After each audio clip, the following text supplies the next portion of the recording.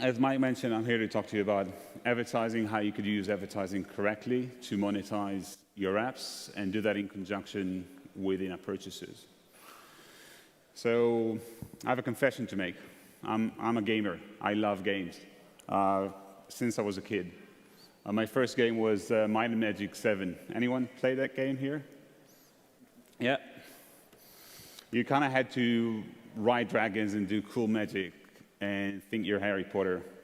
At least that's what I think we did. It was very pixelated at that time, so wasn't sure what was going on. But anyway, that quickly escalated to console gaming and most recently to mobile gaming. And being so passionate about games, I always wanted to work in the game industry. So back at the time I was in Israel, and that just moved to London. And mobile was just starting, and games were moving into mobile. So I thought, hey, mobile advertising. I'll go work in that industry and work with game developers. And that was back in 2010. And at the time was when you spoke to game developers about advertising, most of them said, no, advertising is not for me. I'm going to make great games, and I'm going to get users to pay to download them. We didn't even have in-app purchases. So that was quite disappointing at the time. Now, fast forward 6 years, 2016. Mobile advertising has progressed tremendously. The quality of the advertising has improved. The average revenue per user has significantly increased. And the user experience has significantly improved as well. It has progressed so far that if you use advertising correctly, your users will thank you. I know that's kind of odd to say, right? Your users will thank you if you use advertising. But advertising enables them to get more content for free, so they don't necessarily need to pay for it. But it is important to use it in the right way. So today what I'm going to talk about three things. First, let's talk about some of the challenges that it makes to build a profitable app business. We will then look at how you could use advertising in a way that is friendly to the user, that doesn't necessarily damage the user experience. We believe that user experience has to be top of mind. You always have to keep the consumer in mind. Then that's probably why ad blockers came, because when many companies did ads, they forgot there was a user in the end of it. We'll then talk about how do you actually make money out of advertising, and why now mobile advertising has changed so much that there's serious money in it. So what are some of the key challenges in building a profitable business today? As you all know, as probably experienced, user acquisition costs are increasing. iOS is obviously higher than Android, as the tendency to pay on that platform is higher. And as more companies are figuring out how to work on mobile and figure out their game on mobile, more companies are moving into the space. And they're also applying marketing dollars into mobile. So demand is increasing a lot faster than supply, and that drives the prices up. In addition, between 2013 and 2015, we've seen tremendous growth in the App Store revenues, especially on the game category. But as the market matured, 2016 showed a slowdown in growth, and we are seeing that forecasted for 2017 and onward. So that means that if you want to keep growing your business as fast as before, you need to be more creative. You need to use more resources, more of the tools that you can to drive that growth. Now, the sad reality is that if you use in-app purchases, just a fragment of those users will actually pay. On average, that's 5%. And it changes by geography. So you have 95 of your users that you've worked very hard to bring to your app. Whether that was organic, whether that was paid for, 95 of the users will not make a single dollar. So how do you monetize that? How do you make a business from the majority of your users? When we talk to app developers, they tell us, yes, we want to use mobile advertising, but the user experience is not there. We have to keep the user experience top of mind. And we agree, those 95% of users are critically important. They're important for App Store ranking. they're important for reviews, they're important for word of mouth. So we want to make sure the user experience is top of mind. Second, we hear they say the revenue's not there. Well, it is, and we'll see how. So let's start with how do you use mobile advertising without actually jeopardizing the user experience. First, you've got to use engaging ad formats. In 2010, 2009, when this all started, we had the banner and then the interstitials. And these were formats that just were ported from the desktop, so it was very easy for advertisers to use those formats. And these are still extremely popular today. But as the time progressed, we now have this. This is like moving from the junior league to the pro leagues. You have this whole set of tools to use advertising in a way that's friendly, that's not intrusive, and you can A/B test. You can find out what works for your app, for your game, at the right time, the right place. Now, the really interesting thing is those native ad formats, those engaging ad formats, really work. They're friendly for the users, and in a recent survey, when users were asked, how do you feel about native versus interstitial? And users said that, actually, you know what? Most of them, it says, it made me stay in the game longer, or it made me stay in the game, and it kind of made sense. So that's really interesting. Users are saying this is okay. This works for them. And this will keep growing. And the reason why is because it also works very well for advertisers. Same research showed that advertisers, when using native versus interstitial, was able to deliver better performance. Users were able to remember the product better, awareness was higher, and they were more likely to consider the product. So this works great for the publishers, and it also works great for the advertiser. This is a win-win. So let's see an example. This is Categories. It's a famous board game from Hasbro, which was ported into the mobile by a leading app developer, game developer called Magmic. And Magmic they already introduced in-app purchases, but again, they had a problem where 95% of the users, as we've seen, have not been monetizing or were not generating revenues. So they decided to use rewarded video. And spent a lot of time thinking how they could use rewarded video in a way that's friendly and efficient. And to remind you, rewarded video is a user-initiated ad format that you click on and you see a video. In exchange, the user will get a reward and unlock some premium content in the game or app. And to everyone's surprise, by introducing ads, they were able to increase retention, which is phenomenal. We always think about advertising as something that is against the user, that reduces the experience in the app. But we're seeing actually different results. On day 13, they were able to increase retention by 71%. That's huge. That's almost like doubling your business. So you're probably saying, OK, I understand. I can use advertising in a way that's friendly, in a way that doesn't jeopardize the user experience. So you're probably asking, where's the money? That's a great question. Next important thing is it's important to find the right time to put an ad in your game. We look at it as the intent throw. If you look at a game lifecycle, the user intent goes up and down through the game. And at some points in the game, he's just extremely focused on playing the game. And that's probably not a great time to show him an ad. That feels intrusive. That's intrusive and probably doesn't create very good results, not for the publisher, not for the game developer, and not for the advertiser.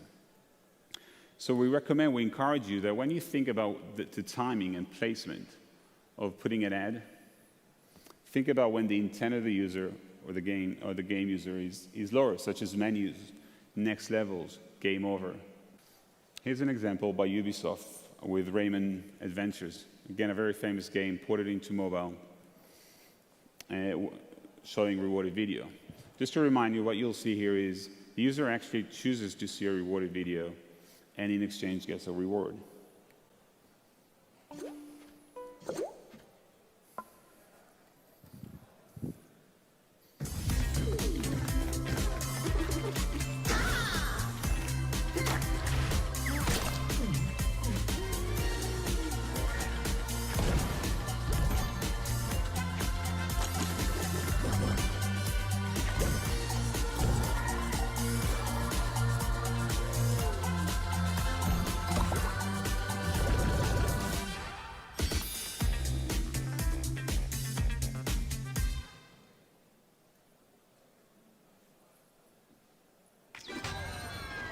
And like magic, they got extra credit in the game.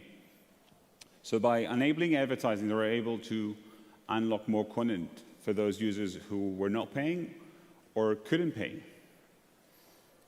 Let's see how that materialized. Their goals were to balance revenue gain, but also maintain the user experience.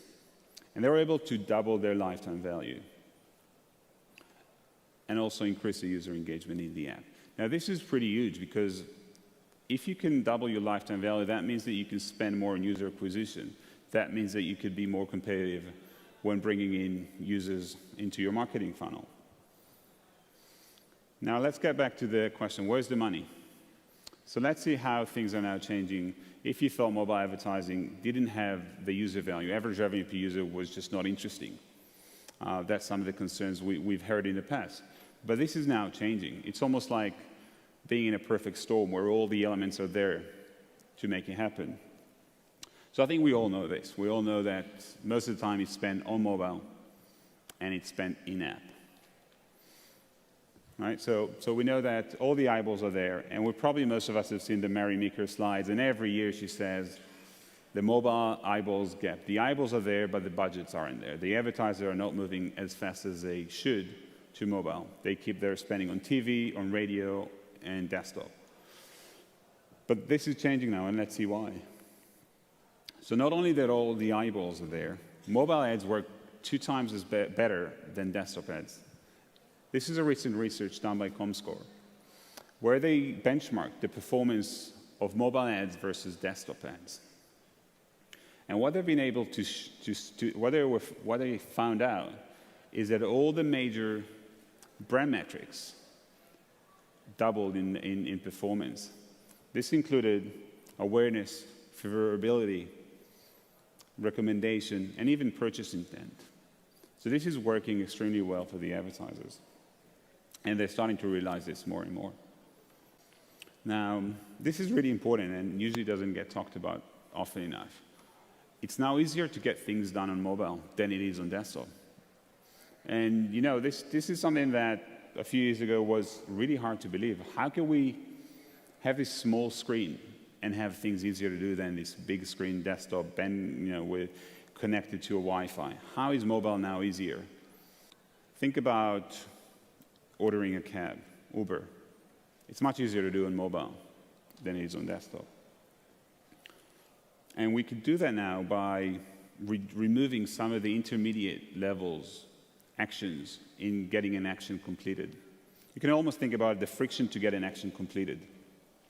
And we can reduce that friction by having dedicated UX for specific tasks. We could do that now with AI, who's taking some of the decision away. And we can do that by personal context. So we know the location, the phone knows the location, it knows your schedule, it might know a bunch of things to make it easier for you to complete your tasks. And very importantly, mobile payments had gotten significantly easier. Apple Pay, Android Pay. It gotten so much easier that with Apple Pay, they've even introduced it on the web where you can use your mobile to pay. So all these things are reducing friction. And when friction is reduced, marketing funnels get shorter. That means that more users get to complete an action. So marketers can spend more money at the top of the funnel on mobile to get a download, to get a purchase. You can think about it as a bucket of water. So you have a bucket of water for desktop, you have a bucket of water for mobile. And you're pouring, and the friction to get things done is almost like the holes in the bucket. And you're pouring water into the bucket. So where are you going to pull most of your water? The one with the more holes or less holes? Obviously the one with less holes. And now we're seeing the friction is much lower on mobile. And that's driving mobile spend into mobile. So now all these drivers are making ads in your app, in your game, more valuable than ever before. We're seeing spend accelerating, mobile spend accelerating. It is estimated that in 2017, over 20 billion will be spent in programmatic display. In mobile specifically, last year, Q4, the biggest quarter of the year, over 50% of brand of spend on our exchange came from brands, and that's pretty big. We can't wait to see how that goes Q4 2016. So we've talked today about three things. Engaging ad formats. It's a lot easier today. You have a whole tool set to enable you to create engaging user experience, but also use advertising. So those 95% of users that you never monetize can now be monetized. And you could do that without hurting the user experience.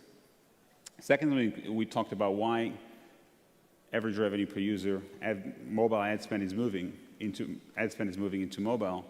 So revenue per user is significant when you use mobile advertising. And we're also finally seeing the brands moving into that space as well.